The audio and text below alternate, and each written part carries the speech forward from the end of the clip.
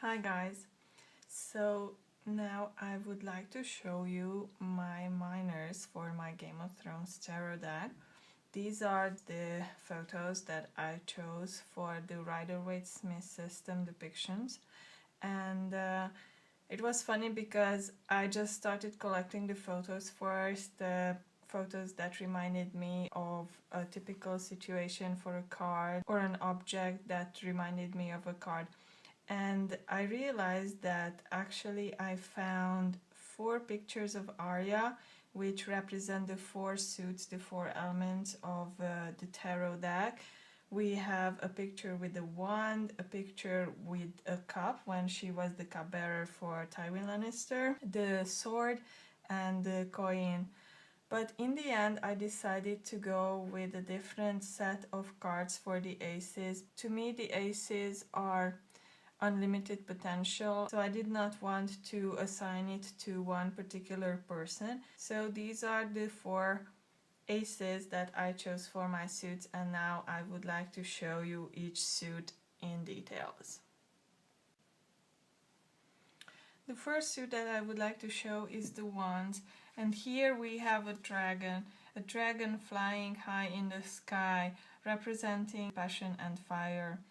And in the Rider-Waite-Smith tradition, the Two of Wands is making plans, starting out on a project or an endeavor, and you don't know where that endeavor is going to take you. This picture of Sansa and Theon just before jumping off the wall of Winterfell seemed very expressive of the idea of the Two of Wands.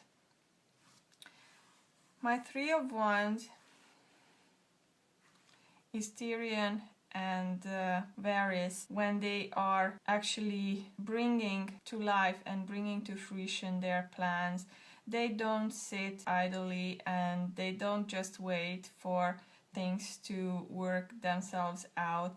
They are active perpetrators of their plans, and together with Tyrion I thought they would represent the Three of Wands perfectly.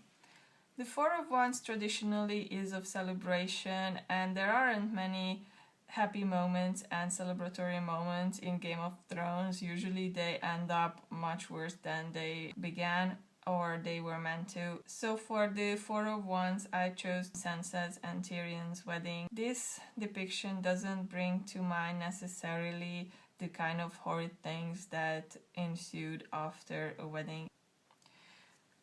My Five of Wands is between Mira and Asha, and they were testing each other, they were challenging each other, but they never really wanted to hurt each other.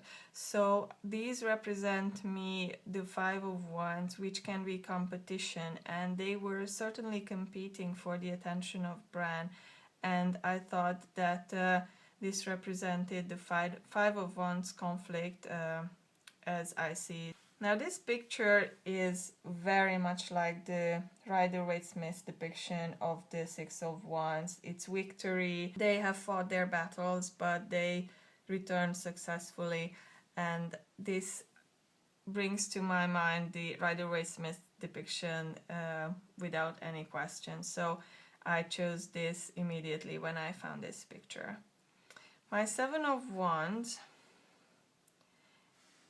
is when you are up against the whole world, and here when Jon Snow is facing on foot the cavalry of the Boltons, it's just such a perfect picture in my mind for the Seven of Wands. I can't even explain what I feel when I look at this picture, what inner strength a person needs to have to be able to look in the face of oncoming danger and attack, and he is there, he does not budge, he stands his ground, and he is there for the fight. So I love this depiction for the Seven of Wands. The Eight of Wands in the Rider-Waite-Smith deck is associated with movement and swiftness, and this depiction of the dragon and the Dothraki horde just approaching seems such fitting idea for this card. Originally I wanted to find an image from the Battle of the Bastards when the Boltons released their arrows, and those could have represented the Eight of Wands energy just as well, but I could not find a clear image. But in this season, at this point when this when this battle took place, and you see the horde and the dragon coming towards you, I think that just gives you the same feeling and the same impression of the power of this card.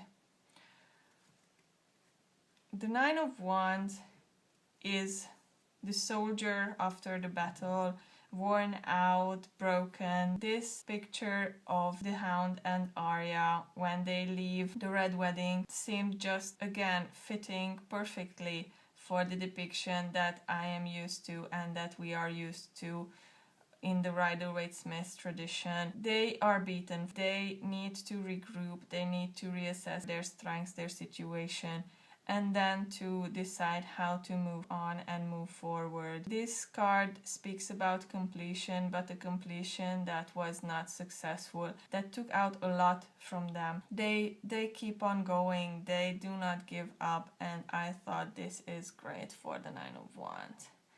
And finally, for the Ten of Wands, Stannis Baratheon. He is at the end of his strength. He has been defeated. There is no way to move upwards from this point. He is broken down, destroyed, and he knows that. So these were my wands. I wanted to represent the cup suit with the dire wolf. For me, the Two of Cups is the romantic kind of love, not the love that we see in the major arcana with the choices and that encompasses all the aspects of life, but the kind of love where you only see the other one and nothing in life matters as much as the love that you are experiencing. And obviously, no question about it, it had to be Jon and Ygritte. My Three of Cups is the family that you choose, is the friends, your comrades, the ones who are behind your back, who are there in your best moments but also in your worst moments. And for me, that relationship is embodied by Sam's and Jon's friendship. So that's why I chose this picture. When they are looking at each other, knowing that they can rely on the other and the other one is there for them, and come hell or high water, they will be there for each other. They find strength in each other. For the Four of Cups, this picture of Joffrey, I think, speaks volumes. He is so spoiled and so disillusioned. He has everything, yet he finds joy in nothing except cruelty. He represents exactly the kind of nothing is good enough energy that I see in the Four of Cups of the Rider-Waite-Smith system.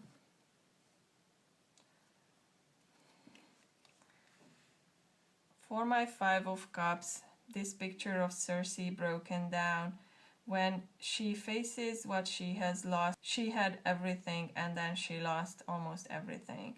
And here she is broken down emotionally. She had to go to the deepest parts of her soul. She had to humiliate and humble herself to the extreme to be able to get out of the situation that she was in. But going to this depth allowed her to raise again powerful. So that's why I chose her as the Five of Cups.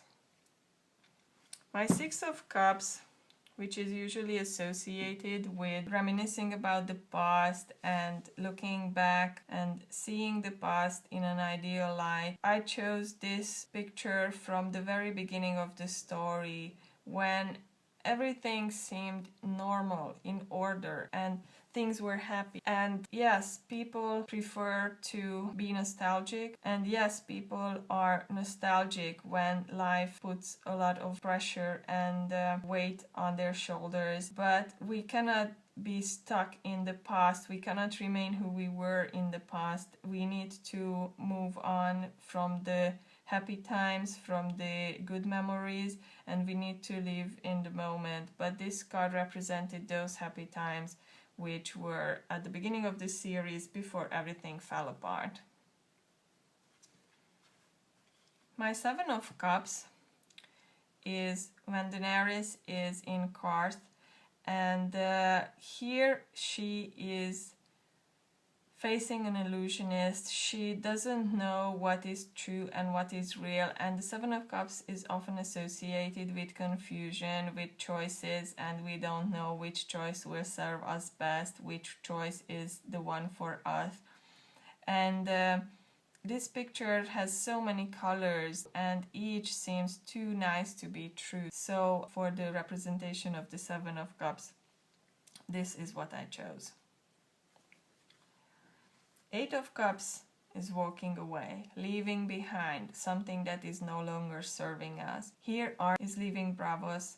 She realizes that that path is not her path, and she cannot erase who she was, who she is. She needs to incorporate and encompass everything that she is to be able to grow and to find her true purpose. So she has learned a lot in Braavos. She has become a master of her trade, but this is not her path. That was just a learning curve for her, and she needs to step back, step away, and she needs to find her own path. The Nine of Cups is the happiness card, and here Bronn, when he receives kind of what he wished for all his life, a little castle with a beautiful bride, he thinks he is happy. He thinks he has been granted his wish and he now has everything that he wants. And the cup suit for me typically represent a short period of time, and he was only able to be happy and be discontent for a short period of time, because then life changes and brings new things and new challenges, and that's why I chose this representation for the Nine of Cups. And finally, the Ten of Cups, the happiness of family. Again, this is happiness for a brief moment in time, because this is not something that we can maintain indefinitely. This is something that we always have to look for and strive for, and when we reach it or achieve it, to enjoy while it lasts. So for the Ten of Cups, I chose the happy family that was only in Daenerys' dreams, that could only be in Daenerys' dreams. It was the happy family, contentment, when you don't have to fight for anything, when you don't have to fight the whole world, you just enjoy what you have and you are happy and content. This is my understanding of the cup suit. I would be interested in hearing what you think about these choices and how you would maybe change them or what you agree with.